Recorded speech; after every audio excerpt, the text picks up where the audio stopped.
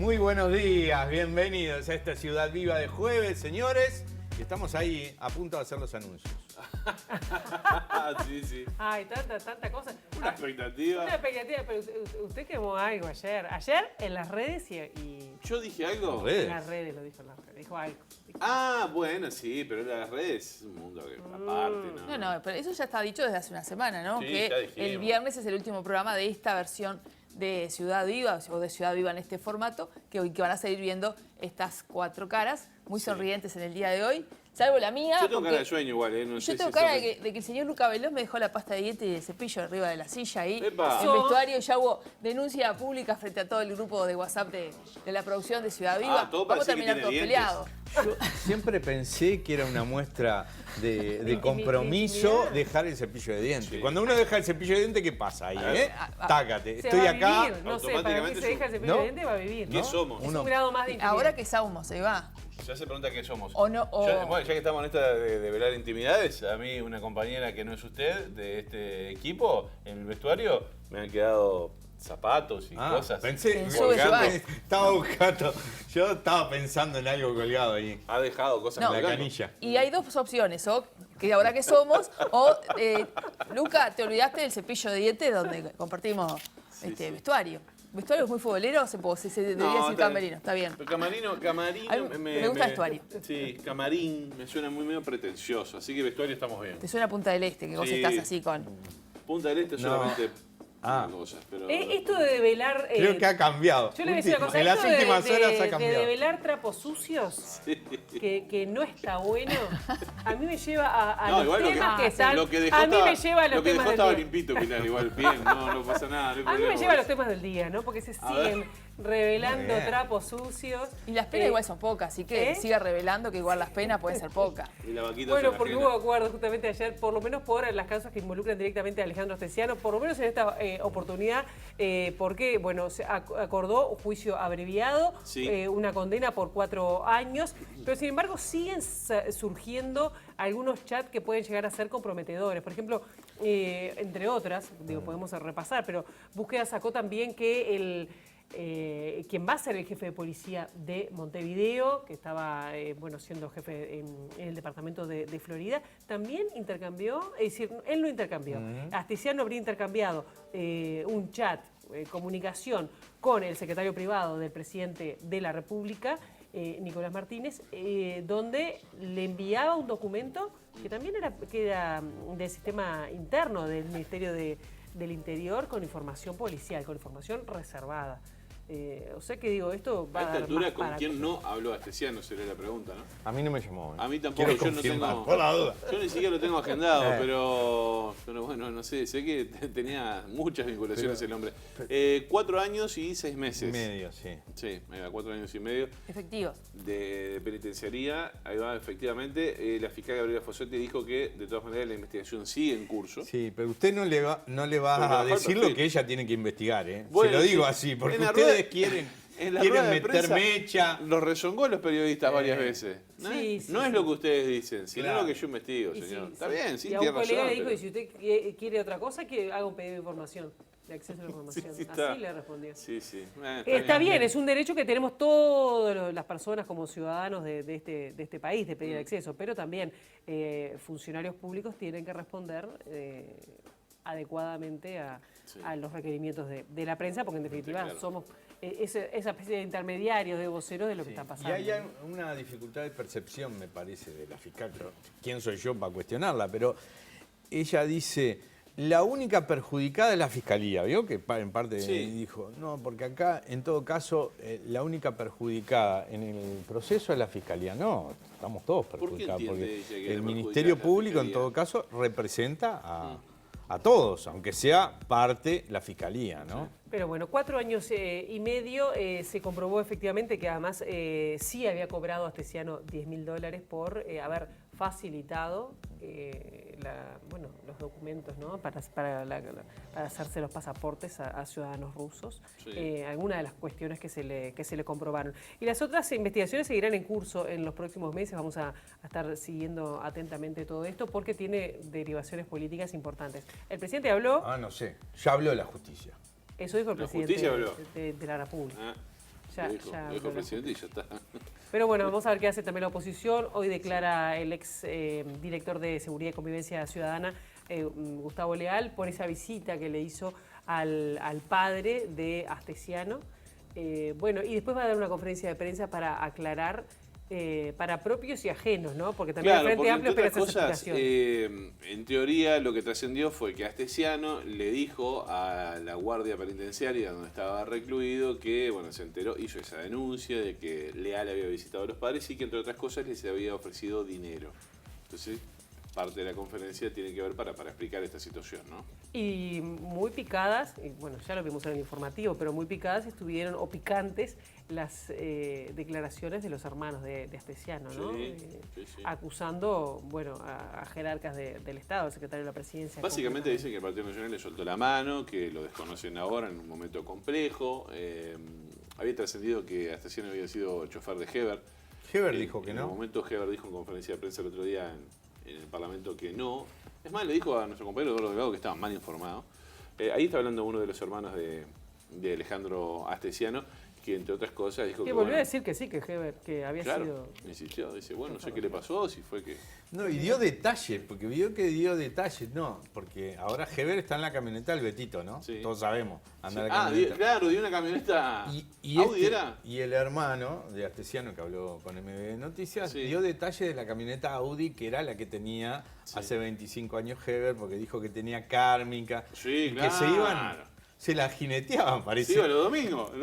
Al parador Tajes. Sí, al parador Tajes en la camioneta de Heber. ¿Le usaban la camioneta? A quebrar y hacer un asadito en la Audi. No, muy bien, Astesiano, qué maravilla, qué entrevero todo esto, mamita querida. Ahora, los rusos que tienen los pasaportes uruguayos, ¿qué se sabe? Eso se sigue investigando, me imagino yo, ¿no? ¿Para qué querían los pasaportes Ahí uruguayos? en el 4 no hay el ruso González, hay que preguntarle a él. No, ese es otro. Ah, no, ese no tiene pasaporte. Yo conocí al ruso Pérez. El ruso Pérez. Claro, porque eso quedó en la nada, con todo este escándalo. Todos amigos de Tania, ¿no? Sí, sí. El ruso Pérez también, claro. Adorado el rusito. Es importante esto que marca de la rueda de prensa, porque es una de las críticas. Los periodistas no preguntan.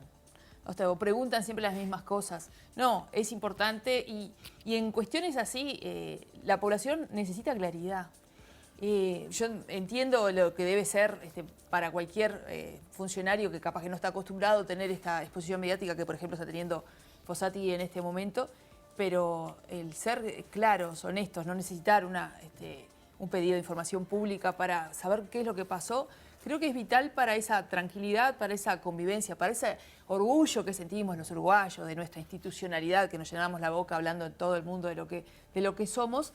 En cierta medida creo que puede quedar vulnerada por esto que pasó y que deja tantas zonas oscuras, zonas que por lo menos no son lo claro que debe ser un Estado que se llama a sí mismo limpio, transparente y orgulloso de eso mismo, de su institucionalidad.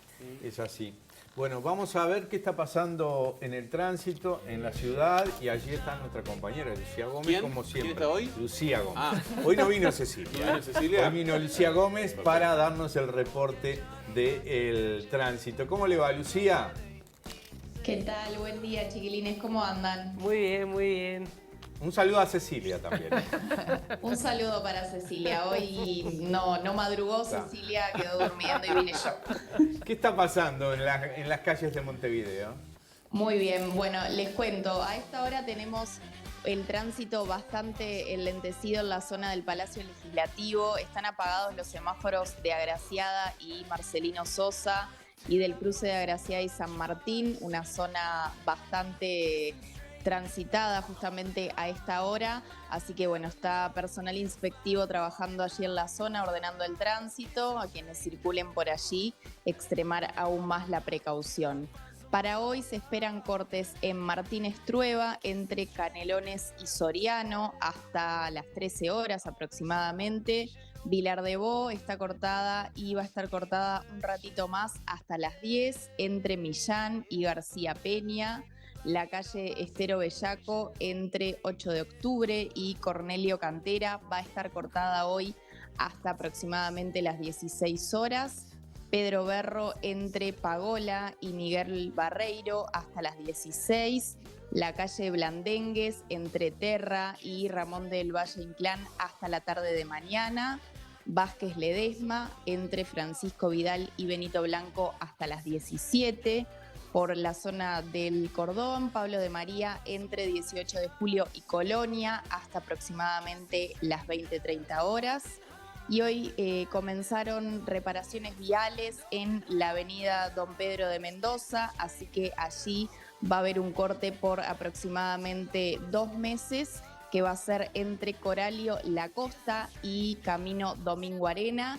Así que allí el tránsito va a tener que desviar hacia el sur por Coralio La Costa, Horacio Arredondo, y en Domingo Arena ya pueden retomar Don Pedro de Mendoza, y hacia el norte tienen que desviar por Domingo Arena, también Horacio Arredondo y Coralio La Costa, en sentido inverso obviamente, y allí ya pueden retomar nuevamente la avenida Don Pedro de Mendoza. Así que, como les decía, esto va a ser aproximadamente por 2 meses, así que bueno, a los vecinos y vecinas de esa zona a estar atentos a estos cambios de circulación. Hasta aquí es todo por hoy, nos reencontramos mañana y que tengan buena jornada. Muchísimas gracias, Lucía, excelente como siempre el reporte del tránsito. Entonces, en Coralio La Costa, al sur, ahí. Perfecto. Don Pedro de Mendoza, qué precisa para Don Pedro de Mendoza. nombrar a uno de los adelantados, Don Pedro de Mendoza. Exactamente. En offside. Bien, Bueno, y bueno, ahora vamos a ver. rápidamente a ver cómo está el tiempo en la ciudad para los próximos días, con datos del Instituto Uruguayo de Meteorología. Y tenemos que para este jueves tendremos una máxima de 24 grados, el cielo nuboso y cubierto, con probable formación de tormentas aisladas. Para mañana viernes, el 17, se prevé cielo nuboso, periodos de cubierto con lluvias y las temperaturas extremas 12 la mínima, 20 grados la máxima, y el sábado 18 un poco de sol. El cielo estará nuboso, habrá algunos chaparrones, pero empieza a aparecer el sol por allí. La 12. temperatura templándose, 12 la mínima, 22 subiendo de a poquito Me sirve. la máxima. 12. ¿Qué estamos hablando? Estamos en No febrero. estamos en febrero. ¿Y a esta hora? 22 grados. 22 grados. 22 dice grados. Pilar Lafourcade. Sí. 22 grados. Perfecto. Bien, me sirve. ¿y por dónde nos pueden ver además? Es verdad. Aparte de que nosotros todos los contenidos los subimos siempre enseguidita a... Tienen aparte de eso de que ahora hasta en la historia del Instagram ya manda la forma de conocer todos nuestros contenidos. Le mandamos un beso muy grande a nuestro equipo de redes, de todo el canal, pero específicamente de Ciudad Viva, que viene trabajando hace casi un año ya, intentando estar más cerca. Y les pedimos, como siempre a ustedes, que nos sigan a través de nuestra cuenta de Twitter, TV Ciudad Viva. Nacho a la cabeza, podemos decir, ¿eh? Amigo Pero Nacho hubo Cultureira gigantes durante todo este ciclo. Sí. Y también en las cuentas que TV Ciudad tiene en Facebook y en Instagram. Excelente. Muy bien. ¿Qué vamos a tener hoy? A ver. Bueno, cuéntame. vamos a tener varias cosas, pero por ejemplo vamos a estar hablando con 2 integrantes de todo lo que tiene que ver con la asociación de padres. Lo voy a leer porque es un poco Sí. difícil el nombre. En realidad tiene que ver con problemas de baja visión, para decirlo en castellano, pero la asociación se llama Stargardt, ¿no? Uruguay. Y vamos a recibir a Carla Escañelo y Mónica Núñez, que bueno, han sido integrantes, en el caso de Carla, presidenta de la asociación. Y bueno, en febrero, el 28 de febrero, se conmemora un nuevo Día de las Enfermedades Raras, con la dificultad que enfrentan quienes son pacientes, quienes padecen estas patologías, y también la familia para conseguir tratamientos, para que se identifiquen sobre todo cuáles son los problemas que tienen, cuáles son las enfermedades que padecen, bueno, esa travesía, esa trayectoria que tienen que hacer buscando abrir puertas. Vamos a estar hablando entonces con Carla y con Mónica. Después vamos a estar conversando sobre un libro que tiene que ver con el verano. Es Balnearios, historias, relatos y leyendas. Es un libro de la periodista Victoria Varela y va a estar acá en piso entonces para contarnos de otra manera algunos lugares de la costa. Sus ¿Hay algún historias, sus destaque para personajes. Punta de Diablo, por ejemplo? No, Nada. no aparece. De Rocha, Para la segunda edición. La Paloma. Segundo tomo. La Paloma. Sí. Perfecto. Tengo piques para Santa pasarlo María, para la segunda El Cabo de edición. Santa María. Bien. ¿Aparece la Gomerín? No. No, aparece. pero entonces Solo tengo la que hacer el cosa- segundo. Lo hacemos nosotros segundo tramo. Es Lo hacemos con ella. Canelones, Claro. Si quedó divino el primero. Maldonado y Rocha. Canelones, Maldonado y Rocha. ¿Y San José? Ahora le reclama. Pero ¿Y pará. San José? En Punta.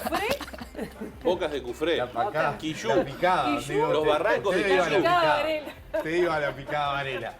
Picada Varela. Vamos al corte porque esto Ah, ya está se bien. está desbarrancando. Se lo vamos a proponer. Bueno, también vamos a estar recorriendo la ciudad con nuestros móviles. Pero les contamos en un rato más. Pausa, ya seguimos. Dale. For the masses. Who do you think you are?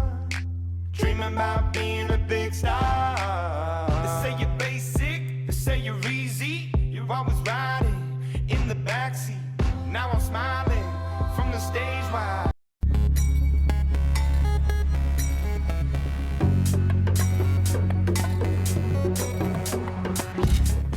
Bueno, estábamos hablando de lo difícil que es a veces pronunciar algunas enfermedades raras, por lo raras que son a veces esas patologías de identificarlas. Y el próximo 28 de febrero se conmemora, Tania, como decíamos, un nuevo día para tomar conciencia de las enfermedades raras, que son muchas, variadas. Y bueno, y hoy tenemos a dos invitadas, ¿no? En este caso representando a la Asociación de Enfermedades Raras Stargardt Uruguay, que son de baja visión, ¿no? ¿Quiénes están con nosotros? ¿Lo decimos? Lo decimos. Bueno, Carla Escañelo, que es presidenta actualmente y mamá de un paciente con baja visión, y Mónica Núñez, paciente, y también integró la directiva. Bienvenidas. Muchas gracias a ustedes. Bueno, primero capaz que hablamos de qué es esta, qué enfermedad se agrupa Stargardt, ¿no? Para después también contarnos sobre cómo se organizaron como asociación. Arranco.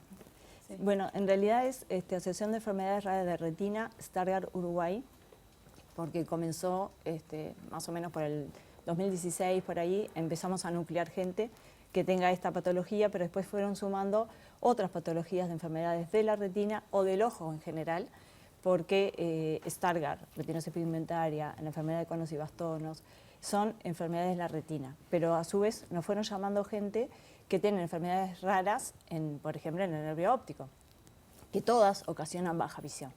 Entonces, bueno, no le decimos no ingresen a la asociación, al contrario, entonces fuimos ampliando, pero el nombre quedó, después se formaron los estatutos y bueno, modificar eso es más complejo, pero en realidad agrupamos todo aquel que se quiera comunicar con nosotros, enfermedades raras en los ojos, porque son muchísimas, puede ser en el iris también.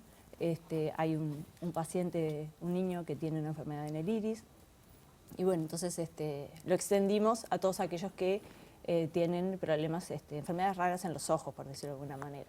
Bien. Mónica, ¿qué sucede como paciente y qué sucede después, Carla, como mamá, cuando lo que tú tenés se puede considerar raro? Primero porque la definición de una enfermedad rara es que es un paciente cada 2.000 personas. En el caso de Stargardt es 1 cada 8.000 o 10.000 personas. Entonces es mucho más raro o poco frecuente estas enfermedades.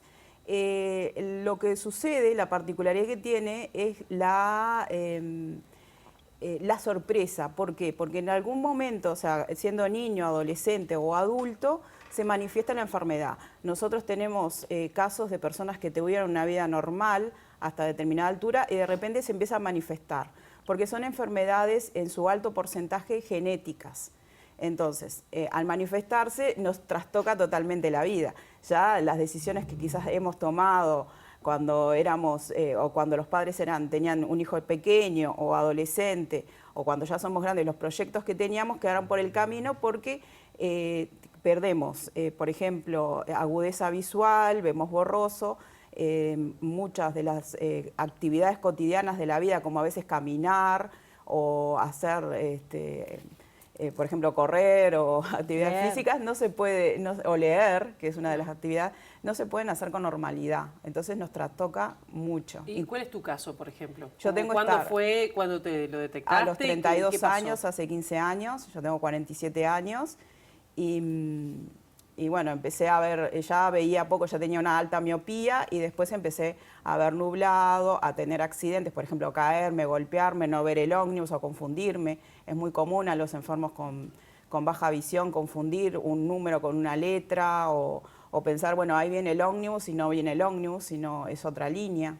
Entonces se dan ese tipo de accidentes y la gente a veces piensa, digo, ay, esta persona está mareada o está alcoholizada o está drogada.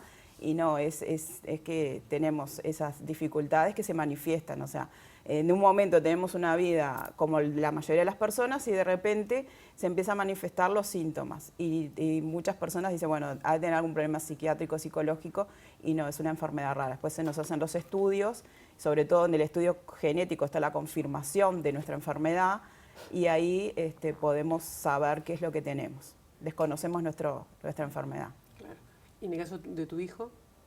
Bueno, fue parecido, era adolescente y bueno, lo que pasa es que a veces pasa cuando arrancan de chiquitos, cuando son niños, ellos no saben manifestar muy bien, que no ven tan bien, digamos, entonces la enfermedad avanza, uno como padre no sabe, como familiar, entonces bueno, después cuando avisa ya está bastante avanzada.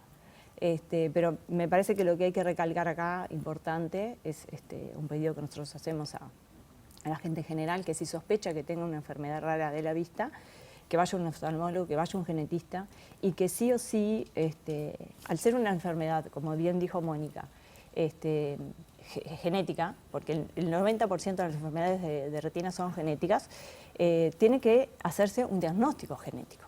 Y eso en Uruguay no pasa. Entonces, lo importante es eso. ¿No pasa porque no pagan las mutualistas, por ejemplo? Porque no están incluidos. Hay un proyecto que presentó la Fundación Uruguaya para el estudio de FUPIER, investigación en noviembre del año pasado, que las incluya dentro del PIAS, pero actualmente no están incluidas, está en estudio, por lo que más o menos Iliana me dijo, están en esta etapa ahora en el Ministerio de Salud Pública. Pero actualmente no están, es una de las luchas que la comunidad de enfermedades raras tenemos, porque la asociación nuestra se nuclea a nivel nacional con otras asociaciones de enfermedades raras. Intentamos hacer un proyecto de ley, bueno, no tuvo fruto. Hay un proyecto de ley anterior, de muchos años anterior, de Atueru, que hasta donde yo sé tampoco avanzó.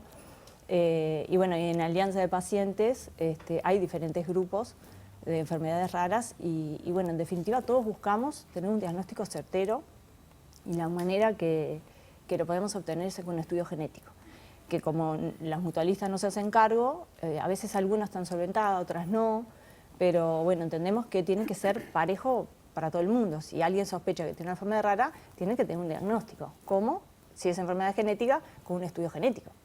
Que no quiere decir tampoco que a veces hacen los estudios genéticos y den seguro qué enfermedad tenés, porque hay muchos genes que pueden estar alterados acá en estas enfermedades. No es 1 o 2, hay hasta 350 genes afectados. Entonces, sabemos que no es fácil, pero tampoco es imposible. Entonces, bueno. La asociación busca ser una herramienta, o sea, algo útil, ¿para qué cosas? La asociación en sí, bueno, se formó sobre todo para informar, para estar agrupados. Hay mucha gente que se enfrenta, o el paciente y la familia, o el paciente solo, y se cree que es la única persona que hay, porque justamente es rara, no se publicita, la gente no sabe. Entonces, bueno, tener esa, digamos, intercambiar, estamos nucleados internacionalmente a otras asociaciones que se invierten en investigación, entonces eso es importantísimo. Nosotros nos informamos constantemente a los asociados y bueno, y que se están haciendo investigaciones. Hay terapias génicas que están avanzando, que justamente si tú no tenés el diagnóstico genético y no sabes qué gen tenés alterado, no podés entrar en una línea de investigación. Claro. Hoy por hoy para nosotros, para los uruguayos es imposible, pero bueno, en un futuro cercano tenemos la esperanza de que así sea. ¿Y hay tratamientos, hay medicamentos, acceden a eso? En realidad, en principio todavía no tienen cura. Salvo a hoy por hoy que hay una que es retinosis pigmentaria, el gen RP65, que tiene un tratamiento que es con Luxturna y es una terapia génica que ya se está aplicando en Europa y en Estados Unidos. Incluso Brasil también. Y en Brasil se está aplicando, pero tenés que tener bien definido tu estudio genético para participar en ese ensayo clínico. Y bueno, está teniendo buenos resultados. Y cuando dicen un estudio génico, ¿cómo son esos tratamientos? ¿No? ¿Cómo son? Se extrae a veces una extracción de sangre o a veces con saliva. Saliva es lo que está actualmente. Eso para detectar, pero yo digo para cuando están pensando en curar. Se inyecta, en este caso Luxturna, se inyecta en el ojo directamente. se le hacen Sí, las hay aplicaciones. diferentes tipos. Está la terapia génica, el famoso CRISP, que lo han escuchado en otras enfermedades también. Ahora están haciendo otras técnicas. Hay muchas líneas de investigación. El tema que, claro, son en Europa, en Estados Unidos principalmente, y bueno, nosotros igual mantenemos la esperanza de que algún día pacientes nuestros puedan llegar a acceder a eso. Pero antes de eso, tenemos que saber qué gen tenemos alterado o qué genes, porque a veces no da solo uno, dan varios. Claro. Entonces, las terapias salen para un gen determinado y nosotros no sabemos acá en Uruguay si alguno de nuestros pacientes cumple ese requisito. Entonces, esa es la primera, digamos, cosa importante que hay que destacar, que por más que, porque a veces uno va a un oftalmólogo, un geneticista, bueno, pero ¿para qué si no hay cura? No, bueno, pero no me importa que ahora no hay cura, porque yo quiero saber, tengo derecho a saber primero qué enfermedad tengo, segundo, qué genes tenemos alterados, y por el tema de las terapias, y también por un tema de la descendencia, porque esto es hereditario. Entonces, si yo, pongámosle que yo fuera paciente, bueno, quiero tener un hijo, bueno, ¿lo tengo o no lo tengo? Según qué descendencia tenga. Por lo general, las enfermedades son, la mayoría, no todas, son de herencia autosómica recesiva. O sea, no sabemos que tenemos un gen alterado, o sea, los padres, ¿no? Entonces, padre y madre tienen que tener el gen alterado y el hijo que nacería, digamos, tiene un porcentaje de tener alguna de estas enfermedades. Que no saben, o sea, los papás, ¿no? Me imagino la importancia de una asociación de este tipo, porque a cualquiera de nosotros, cuando tenemos síntomas de una enfermedad, el diagnóstico nos tranquiliza a veces, ¿no? Decir, bueno, sí, tengo, y que tenés a alguien conocido que sí lo tiene y te puede, vos te mirás en el espejo de otro y eso te hace bien. Acá esto no sucede, ¿no? Me imagino que la asociación desde ese punto de vista, no, me imagino y no me imagino, con mucha admiración, ¿no? Lo que implica ese acompañamiento. Pero a nivel de relación institucional, ¿tienen contacto con, por ejemplo, el Ministerio de Salud Pública? ¿Qué es lo que se espera de otros actores de la salud pública de nuestro país para que se pueda ir en los caminos que quiere la asociación? Bueno, justamente como explicaba hace un ratito, nosotros estamos nucleados con la Alianza de Pacientes. En la Alianza hablamos siempre del paciente experto, o sea, que sepa lo que tiene, pero lo que pasa que en este caso concreto, por ejemplo, hay mucha gente que sabe que tiene Stargardt, pero no está confirmado porque no tiene estudio genético. Otros sí, entonces saber digamos, con real conocimiento y ir a las autoridades y plantearlo. Hemos tenido instancias, porque en Alianza se hacen congresos participativos, pacientes, médicos, genetistas, investigadores, pero bueno, después en la vida real a veces no sucede. Por eso comentaba lo de Fupier, que quiere incluido en el PIAS, que actualmente no está, que eso me parece un paso fundamental. Decímelo sin siglas, lo que estabas diciendo recién. ¿Fupier? Sí. Digo, pensando en la gente que no tiene por qué... Es la Fundación Uruguaya de Investigación de las Personas con Enfermedades Raras. Bien, y después con respecto al tema institucional, me decías que el trato, también que hablas tú, ¿no? Es desigual en las mutualistas. Sí. Es un tema fundamental de saber los servicios que pueden uno acceder. Digo, si voy a tener un hijo, puede tener un tratamiento de ese tipo. Eso le quería preguntar. Y también el centro de referencias de enfermedades raras del BPS. ¿Ustedes acceden a eso, a ese centro de referencia? Sí, yo accedo, pero porque justamente soy funcionaria. Entonces, a solicitud mía, accedo para que se me haga un seguimiento cada 2 años.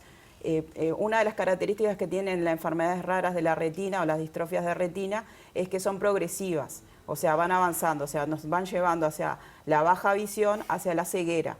Entonces, lo que se hace es justamente eso, hacia dónde va y qué medidas puedo tomar yo paliativas, por ejemplo, ayudas técnicas, o ayudas en la vida diaria. Por ejemplo, yo hoy por hoy uso el bastón verde en el horario nocturno, pero a futuro probablemente lo use todo el tiempo, o el caso de los filtros. En cuanto a eso, el centro de referencia atiende a niños y jóvenes hasta los 14 años. Después de esa edad no hay una atención, o sea, se centra en esa población. Y lo que sí es que puntualmente hoy por hoy está reducido del volumen de enfermedades raras a una decena de enfermedades raras. E incluso yo me sorprendí hace poco cuando me fui a atender, a hacerme mi control, de que mi enfermedad rara no estaba incluida dentro de la atención. Pero bueno, ya como me hacen un seguimiento y también les sirve a ellos como información de cómo va evolucionando mi enfermedad, me parece una buena. Nosotros estamos con las puertas abiertas a que Hicimos nos convoquen, gestiones. reuniones con CRENADECER, con BPS, con el Ministerio de Salud Pública, también con el tema de todo lo que es relacionado con la discapacidad visual. Ayer estuvimos en el Centro Cachón, en la inauguración, porque es muy importante la rehabilitación, no solamente quedarnos, bueno, tengo este diagnóstico, bueno, ¿qué es lo que hacemos? ¿Qué es lo que hacemos después con ese diagnóstico? Que en la vida diaria, ¿cómo me puedo insertar laboralmente? O si ya tengo laboralmente, ¿cómo puedo adaptar mis tareas a mi lugar de trabajo? O sea, son una cantidad de aristas que tenemos ahí que tratamos de manejarlas. Bien, yo simplemente una acotación bien cortita porque ya tenemos que ir cerrando. Bastón, vemos Verde. pocos bastones, ni blancos vemos más, verdes prácticamente no vemos. Tenemos que prestarle atención, Sí, lo tenemos sí. que mirar de otra manera. No, es simplemente preguntarle si necesita ayuda, porque bastón verde significa justamente algo ven, pero no ver bien. No es el ciego, el blanco es ceguera, Sí, se o sea, nota no más. ver nada. Y el que usa bastón verde es que tiene dificultad. Entonces se frente a un semáforo, de repente a veces, porque también confunden colores o lo encandila el sol, entonces no saben cuándo cruzar, simplemente preguntar.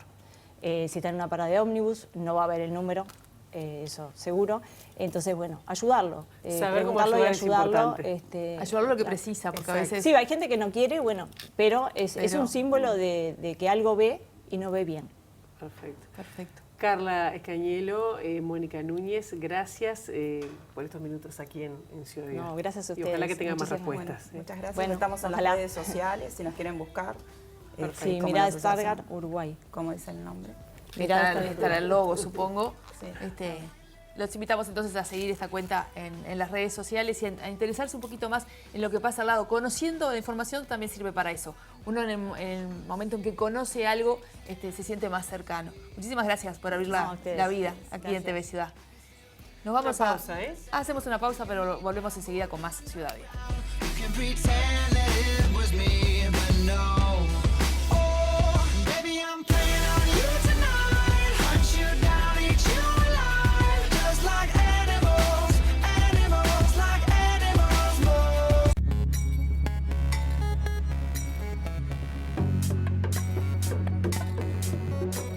Presenta Mercado Agrícola de Montevideo, en el corazón de un barrio donde late la ciudad. Mercado de Historias. Mercado de Historia. Tercer bloque de este Ciudad Viva de jueves y estamos en la víspera de lo que va a ser la semana de carnaval. Semana de vacaciones, las vacaciones y el verano siempre tienen que ver con la lectura, mucho con la lectura. Y vamos a conversar de esto, de libros, un libro que tiene que ver con el verano, con los balnearios, con la costa de nuestro país. Una de las características que tiene Uruguay es justamente su costa. Vamos a hablar de 7 balnearios en sus historias a través de un libro. Balnearios, historias, relatos y leyendas. Un libro de la periodista Victoria Varela, a quien agradecemos por estar aquí con nosotros. Buen día, la agradecida soy yo. Muchísimas gracias por la Bienvenida. invitación. Bueno, ella es su segundo libro. El libro anterior se llama Yo soy trans, basado en una extensa y minuciosa labor de investigación. ¿Y cómo ahora ingresás en esto de los balnearios? Aparentemente un tema disímil. Sí, por un lado se puede tener esa opinión de decir, bueno, qué distinto, ¿no? Pero lo que tiene en común es que fue un gran trabajo también de investigación Balnearios. Uno puede pensar, bueno, Balnearios es un libro sencillo que se realiza en un breve tiempo y no, conllevó 1 año y pico de investigación y ponele 2 años en total. Entrevistas, recabar Sí, lo mismo que yo soy trans. Yo digo que Yo soy trans también fue un trabajo de hormiga porque era el primer libro que trataba, la primera investigación periodística que trataba sobre mujeres trans. Había antecedentes de Uruguay homosexual, de Carlos Muñoz, de un sociólogo, sí, claro. pero no trataba en su mayoría sobre identidades trans. Entonces, eso, primero, Yo Soy Trans fue una tesis en la Universidad Católica que después se convirtió en libro. O sea, no es lo mismo presentar un trabajo a nivel académico que para el público, o sea, que había que reestructurarlo de cero. Pero como te comentaba, Balnearios también llevó tiempo de investigación, porque el trabajo, a diferencia quizá de otros libros, es que en cada balneario hay un referente. Es decir, por ejemplo, en Piriápolis estuvo el profesor Pablo Reborido, que es un estudioso de la vida de Francisco. Hace 25 años que estudia la vida de Francisco Piria y del balneario. Otro referente fueron los profesores Omar Porta y Mireya Braco en Atlántida. Es decir, yo trabajé con un estudioso y con lugareños para poder ir contrastando y reconstruir la historia de cada balneario. Y Reborido muy particular porque aparece en el libro que su historia familiar... También, porque lo vincula. interesante es que cuando yo iba entrevistando a todos estos referentes, Fernando Cairo, el subdirector de Cultura de Maldonado, es que tienen una historia muy particular también con los balnearios, tienen un lazo afectivo. Reborido hasta tuvo, no sé, en el Elbio Fernández tuvo un compañero que era... que era nieto de... Ahí va, un nieto de Francisco Piria. Se conoce con la señora también. Sí, bueno, me estás contando muchos detalles. Se conocieron, ya las familias veraneaban en Piriápolis. Ellos se conocieron, fueron amigos y después se casaron.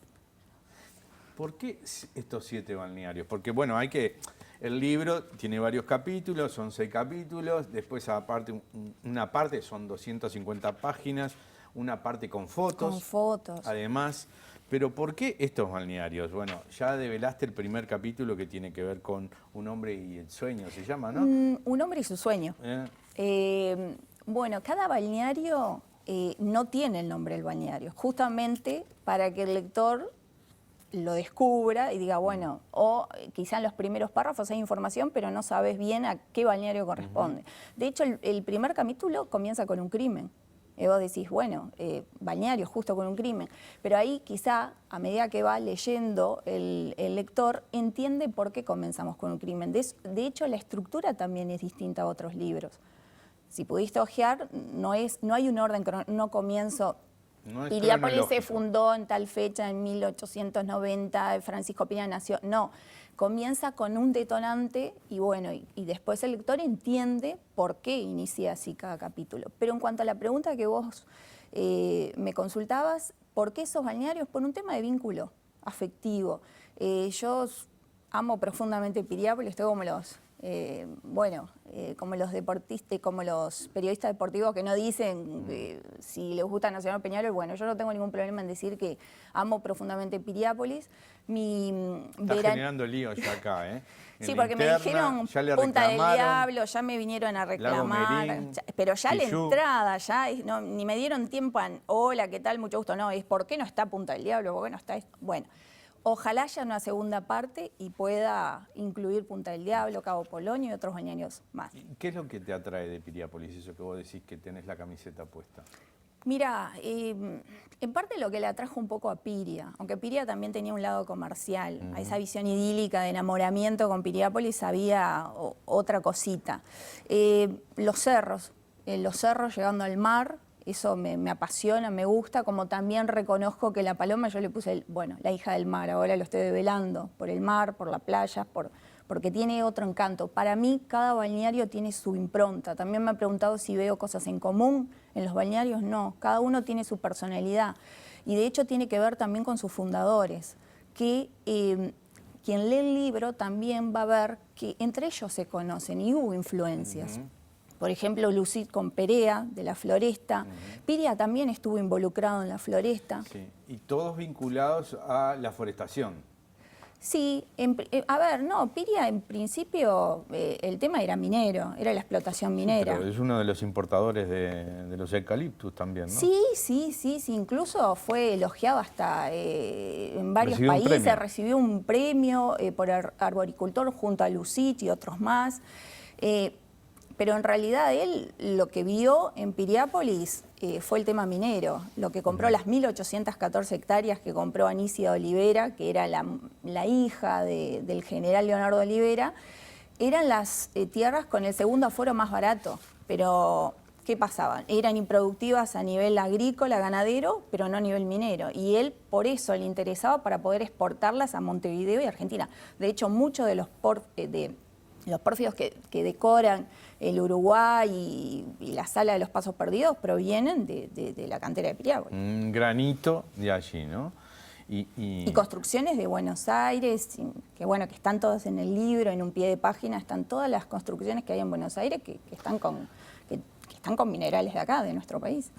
Y ahí aparece la historia, la leyenda de Piria, ¿no? Su profesión y también de emprendedor, pero también su fe allí, ¿no? Como también detalles de la vida, de dónde se crió, como un poco de la historia. ¿Y por qué vas misturando eso? Lo que pasa es que lo que nadie sabe, quizá en el libro se cuenta, es que él tuvo 2 pérdidas. O sea, él fue enviado a Génova a estudiar por sus padres, y él tiene la pérdida primero del papá, que también es hijo y nieto de navegante, Francisco Piria.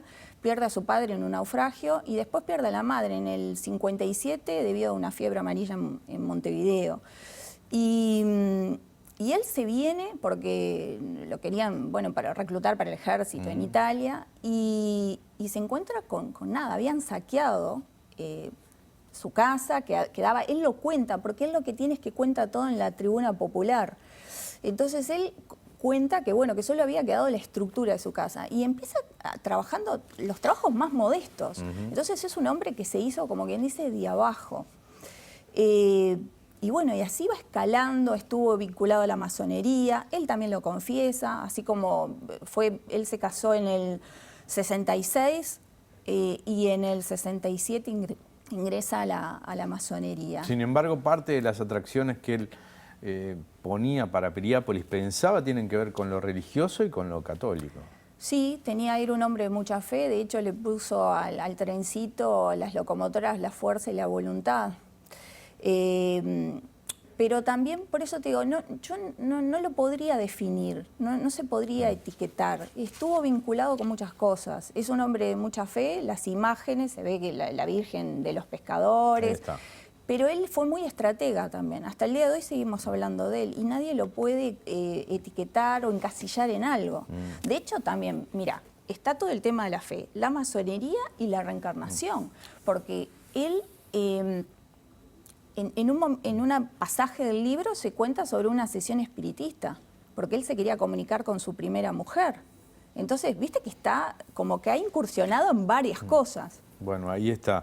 Parte del libro, el peso del libro está en este primer capítulo, pero bueno, está Atlántida, vos lo nombrabas. Tenemos allí. Atlántida con todo el tema de la quimera, el águila, todas las leyendas que se crearon en torno a esta obra, y que tampoco nadie conoce los motivos por los cuales se creó esta obra, y que hay una historia de amor, que yo siempre digo que cuento un poco las dos Atlántidas, una Atlántida de los médicos y después una Atlántida que comienza una segunda etapa a partir del 35, cuando Natalio Michelizzi, un argentino que tenía la representación a nivel regional de las imprentas Planeta, viene por un viaje a conocer Atlántida, se hospeda en Atlántida Hotel, que fue construido por Fabini, Juan Pedro Fabini, fue un proyecto de Juan Pedro Fabini, o sea, la primera etapa de Atlántida, y se enamora de Atlántida y viene Marcela Benincampi con su hijo a establecerse.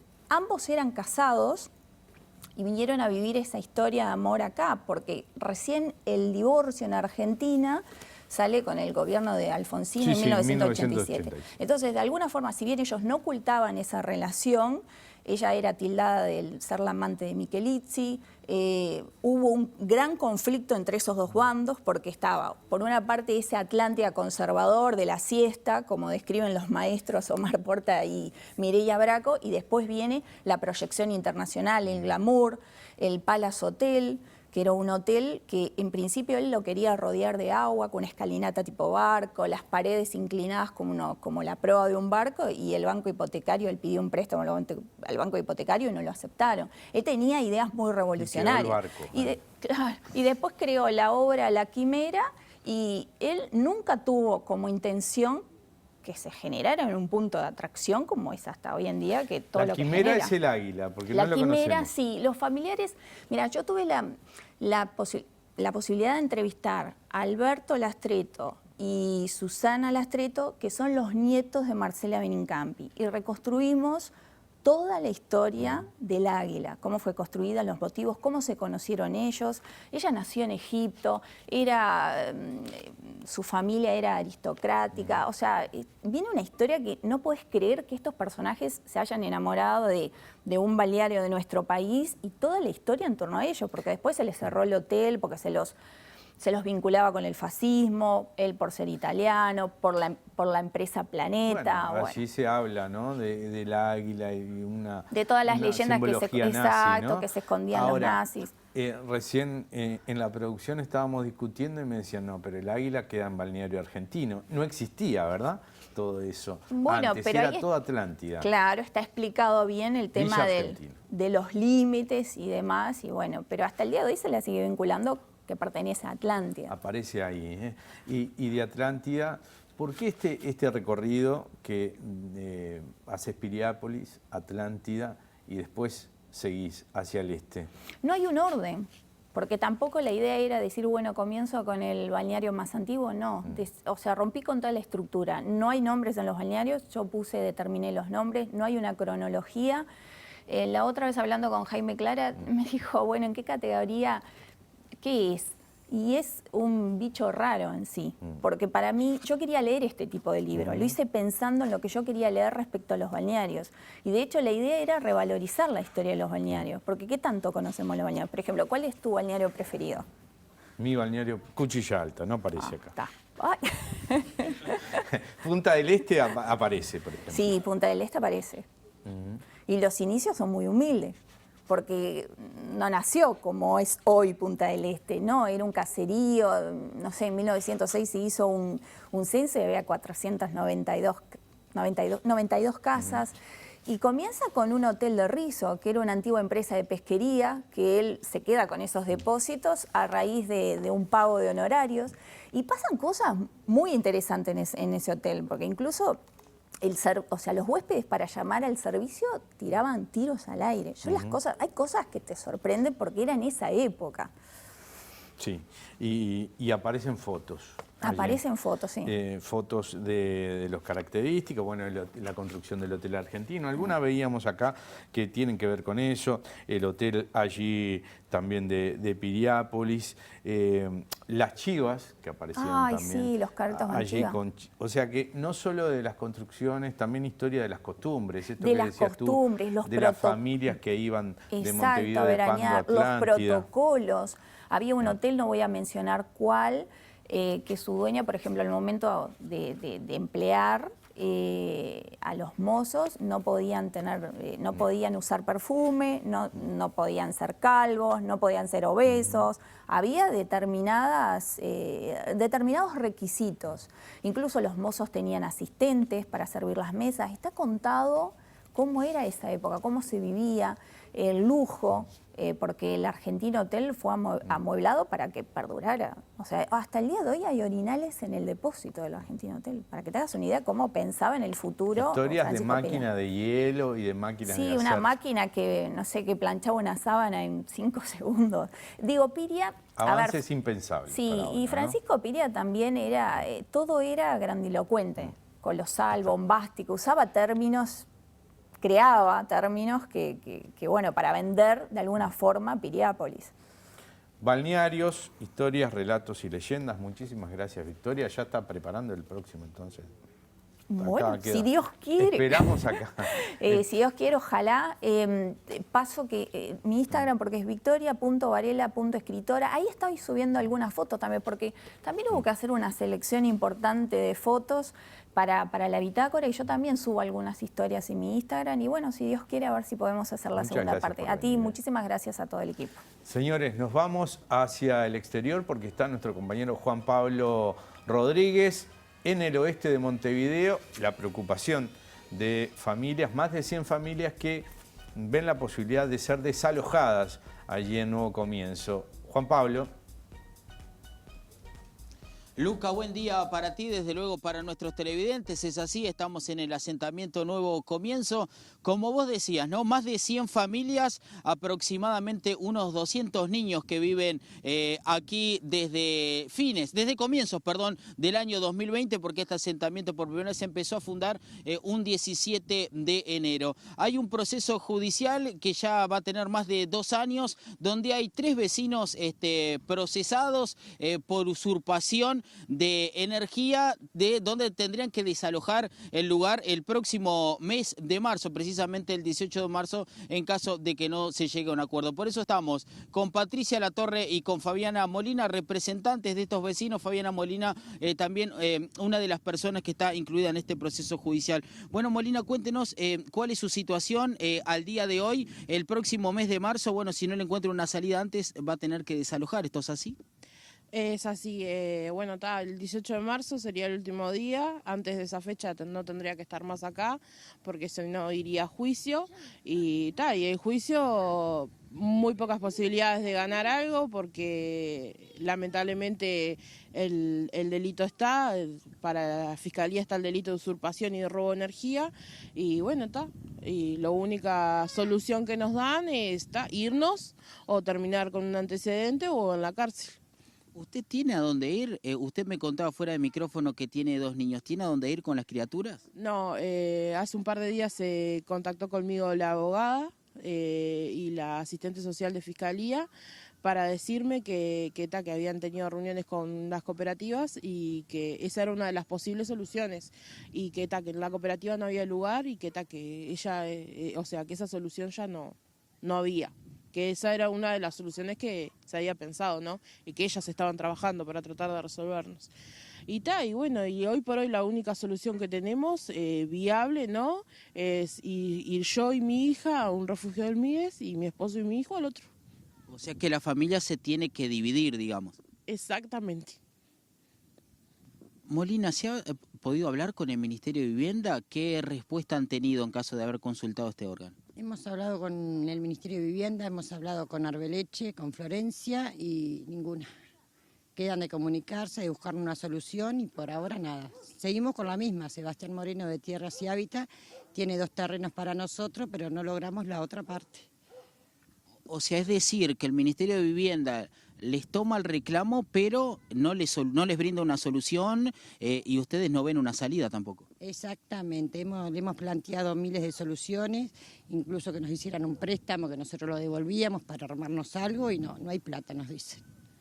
Si uno hace un relevo de pruebas, como se dice en el ámbito periodístico, uno puede notar que ustedes han hecho varias propuestas ya para solucionar esto.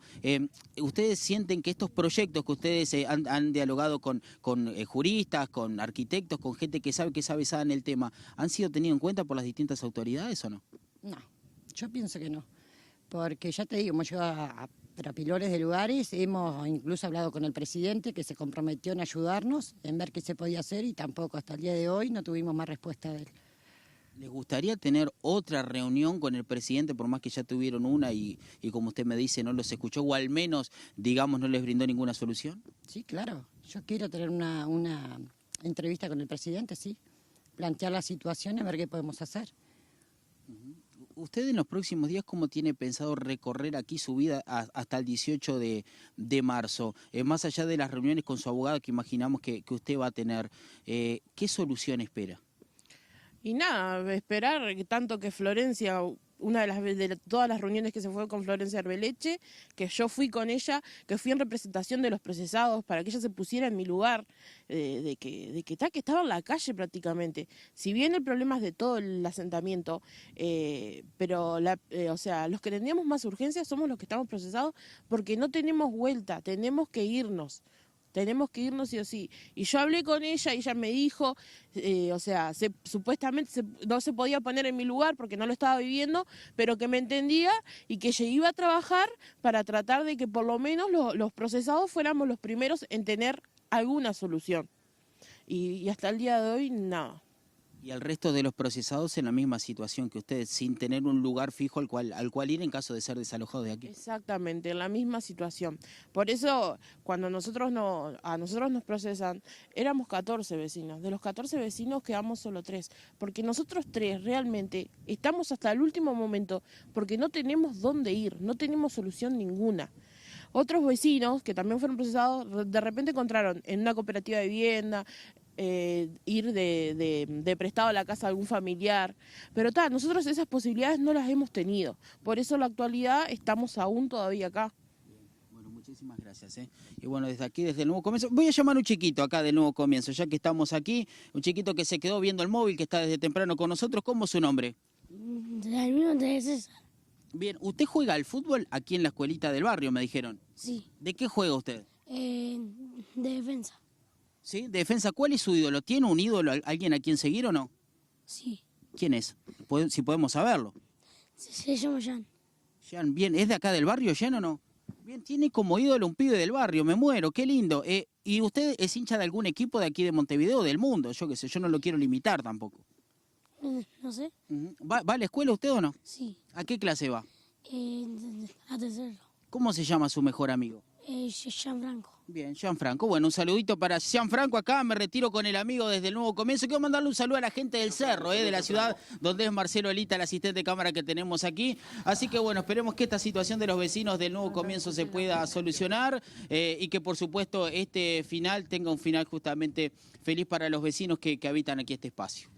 Excelente, Juan Pablo, y un saludo especial para el asistente de nuevo, Gianfranco. Gianfranco ahí, Excelente, ahí está. Precioso móvil y bueno, que la situación de los vecinos sea resuelta, porque ayer la ministra Moreira hacía anuncios sobre la solución para determinados asentamientos, pero Nuevo Comienzo aparentemente no está dentro de esa solución. Así que, bueno, preocupa y mucho lo que va a pasar con esa familia. Sí, claro que sí.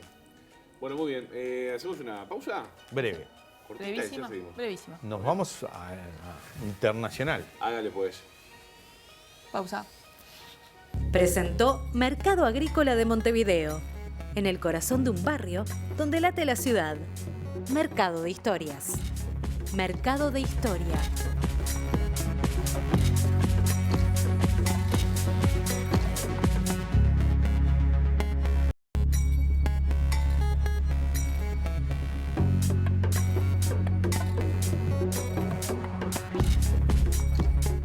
Señoras y señores, último bloque de Ciudad Viva y vamos a salir a las calles de Montevideo porque tenemos móvil, Allí nos está esperando nuestro compañero Eduardo Delgado. ¿Qué tal, Eduardo? Un placer saludarte. Bienvenido.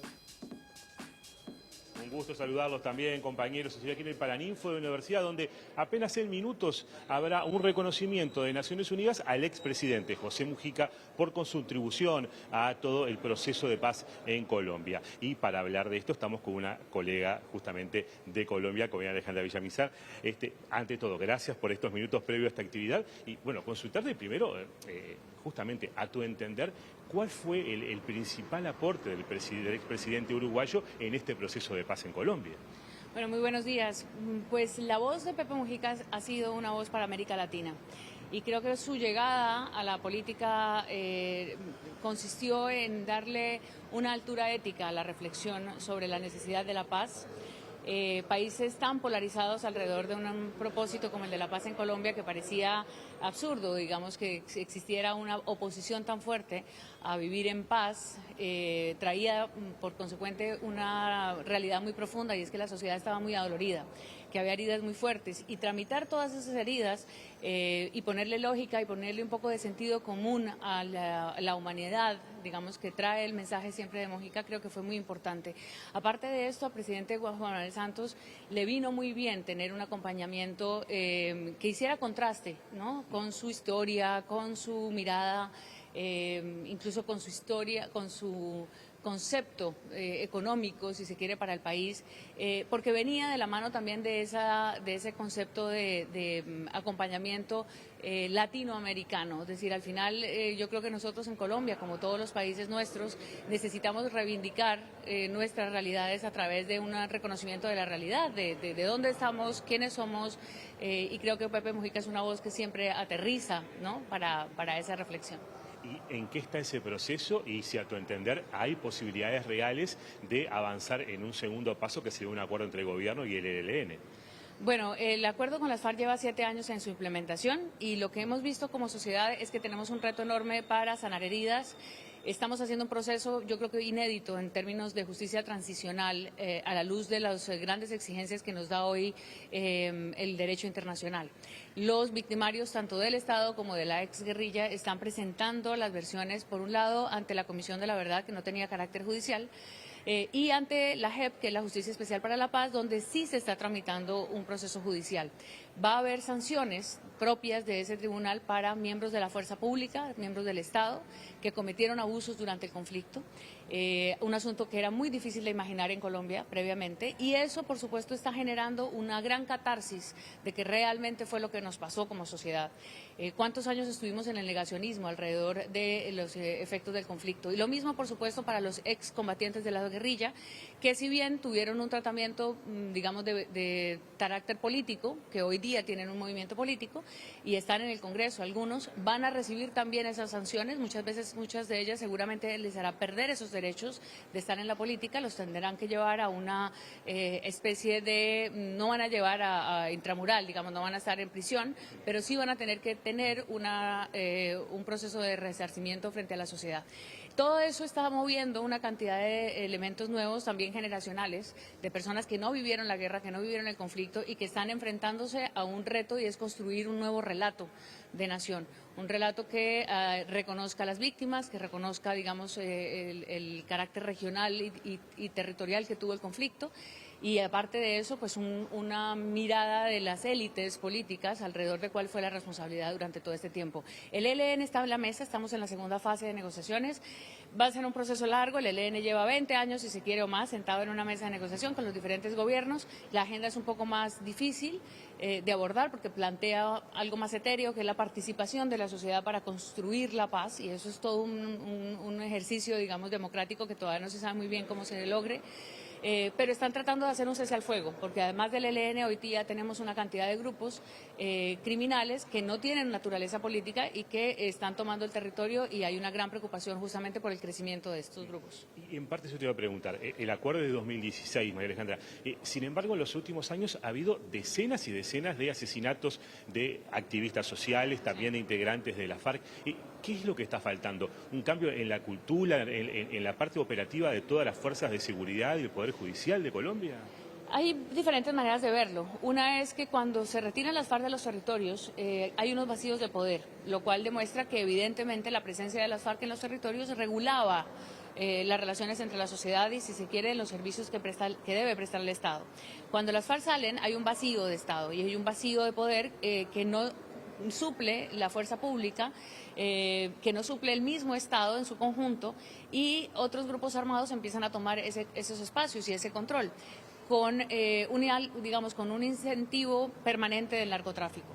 Es muy triste, y además eso es el tema más, profundo, y es cómo los jóvenes están siendo reclutados de nuevo para los ejércitos ilegales, y de lo que se decía que podríamos tener entre 3.000 y 4.000 hombres, hoy se puede estar hablando que aquí hace 15.000 jóvenes y hombres y mujeres en armas ilegales contra el Estado. De hecho, ese es el problema. No sabemos si son contra el Estado porque ellos al final no están enfrentando al Estado. Están tomando poder en los territorios, están ejerciendo de Estado en el territorio, están lucrándose del narcotráfico, pero no se sabe muy bien cuál es su motivación.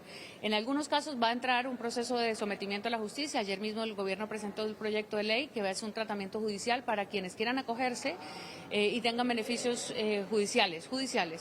Va a haber cárcel, seguramente, según este proyecto de ley, pero no se sabe muy bien. Eso es lo que el Petro ha llamado la paz total. Por un lado el ELN, que se le reconoce una mesa de negociación política, y por el otro lado a todos estos grupos que tienen que básicamente pues detener primero su crecimiento, el reclutamiento, se comprometen a entregar parte de sus recursos. Está eso en discusión, dicen que un 6% de todo lo que entreguen. Es una especie de negociación, entre comillas, con narcotraficantes. Y eso para la sociedad colombiana va a significar otra vez enfrentarse a un proceso muy difícil, porque las fuerzas, digamos, que se oponen al gobierno también están reclamando una política de seguridad, no solamente de mano tendida, sino también de garrote, como decimos, que es zanahoria y garrote, y quieren ver de parte del presidente Gustavo Petro también una decisión fuerte ante la función que tiene que tener la fuerza pública, las fuerzas militares. Hay quienes dicen están amarrados porque no saben qué hacer, si hay un cese al fuego, si no hay un cese al fuego. Y por otro lado también va a significar una gran purga dentro de la fuerza pública, que también hay vínculos muy claros y demostrados con el narcotráfico. Alejandra Villamizar, muchas gracias por estos minutos. Buena estadía en Uruguay. Muchas gracias. Por Muy favor. amables. Compañeros, volvemos con ustedes allí, aquí en el Paraninfo. En minutos, el reconocimiento al expresidente José Mújica por su trabajo en la construcción de la paz en Colombia. Muy bien, Eduardo, muchas gracias. Muy interesante la actividad Sí, que claro. se está realizando allí. Entonces, vamos a tener obviamente más repercusiones en nuestra edición mediodía de MBD Noticias. Bien, mucha gente se ha comunicado con nosotros a través de Facebook de TV Ciudad. La conclusión es que no está quedando claro, la gente está preocupada. ¿Por qué? Está entendiendo que nos estamos despidiendo, que no nos van a ver. Levantaron el programa, pregunta Sara, uno de los mensajes. No, el programa va a seguir, tiene una pausa y se va a reformular a partir de marzo. Sí. Pero vamos a tener 2 semanas. Cual crisálida va a transformarse en otra cosa. viernes ¡Qué lindo eso! Sanabria y garrote. Pero ¿Cómo bueno, que- va a ser otro programa. Mariposa. Va a ser otro programa, Va a ser otro otra programa. ciudad viva. Pasa de oruga a mariposa. Ay, ¿qué quiere decir? ¿Que somos oruga? No sabía. Oruguita es preciosa, pero... Feo. Tejedoras de seda. Oruguitas preciosas. Igual Tejedoras que de fue seda. peor, pero... No sé qué fue peor. Creo que la gente ahora igual te entendió mejor. MBD Noticias también va a reformularse. Toda la mañana de TV Ciudad va a estar distinta, pero nos levantan el programa. ¿Cómo van a hacer eso? Ahí estaríamos enganchados a la silla, ¿no? Bueno, uno es rehén de todo tipo de situaciones. Tampoco si te dicen, nos vamos. ¿Qué va a hacer? Son cosas que pasan. Pero que nos saquen. Que nos saquen, José. Pará, si no van a pará. Yo echar. esta silla me la llevo. Esta silla a Casablanca. Esa es la que se baja, Esta ¿no? no, esta está marcada, esta es mía. Esta me la llevo. A mí me tocó la que se baja. Mañana. Pero no. Bueno, tranquilo, Pero usted siempre tranquilo. mantiene el garbo, espléndida. Soy una de las orugas, entonces. Escúcheme, Van oruga. a haber cambios. Si van a haber cambios, no se baja, pero cambia, tiene razón. No se baja, pero cambia. Pero está. No vamos, en Ciudad Viva no vamos a estar. No, Algunos Ciudad Viva no en este vamos a estar. formato Olvídese. es el último programa en vivo el día de mañana Mañana. viernes. Vamos a tener 2 semanas en las que vamos a estar recordando alguna de esas entrevistas de los últimos tiempos y alguna primer capaz que casi más año. viejita. Sí, porque está de esas que les tenemos como cariño especial. Y bueno, a partir de marzo va a empezar una nueva mañana de TV Ciudad. A propósito de eso, hoy estaba recordando, porque hoy larga la vuelta, la Ruta de América. Ay, sí, ¿a quién va a sacar usted? Y usted se acuerda que Sí. el año pasado estuvimos haciendo No me acordaba. seguimiento de Ruta de América. Sí. Con este programa hicimos el seguimiento de algunos de los ciclistas y No, todo. sí, usted entrevistó a la gente que no sabe si se acuerda, pero él entrevistó en la salida acá de frente a la Intendencia a un corredor Ciclista. Un competidor y tuvo que que abandonar abandonó la primera Ay, fecha. pobre. Lo llegó. No la primera, la La segunda. segunda, horrible, espantoso. Bueno, no sé, La culpa mañana, fue de Luca. mañana le vamos a contar con lujo de detalles todo lo que va a pasar. Bueno, no sé si lujo de detalles, pero algún detallecito van a tener. Alguno. Sí. Así que bueno, nada, nos vemos mañana. Que pasen bien, chau. Se le hable. Tonight.